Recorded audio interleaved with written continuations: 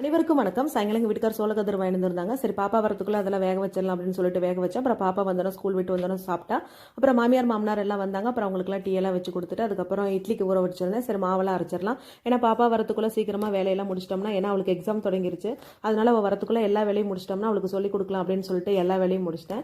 நான் பாப்பாவுக்கு சொல்லி கொடுத்துட்டு இருந்தேன். அப்புறம் எங்கள் வீட்டுக்கார் வந்து நீ சொல்லிக் கொடு, நான் வந்து சாப்பாடு செஞ்சிடறேன் அப்படின்னாங்க. என் பொண்ணுக்கு வந்து நான் செய்கிற பருப்பு சாதத்தை விட எங்கள் வீட்டுக்கார் செய்கிற பருப்பு சாதம் தான் ரொம்ப பிடிக்கும். அப்புறம் நான் வெங்காயம் தக்காளி இதெல்லாம் அரிஞ்சு கொடுத்தேன். எங்கள் வீட்டுக்காரர் தாளிச்சு விட்டாங்க. அப்புறம் நான் வந்து எல்லாரும் சாப்பிட்டுட்டு இருந்த பாத்திரத்தை எல்லாத்தையும் கழுவிட்டு அப்புறம் மாவெல்லாம் கரைச்சி வச்சிட்டேன்.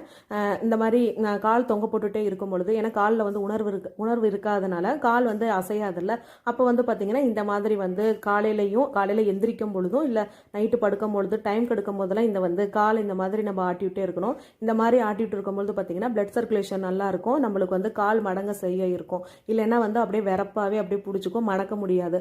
அதனால இந்த மாதிரி ஒரு எக்ஸசைஸ்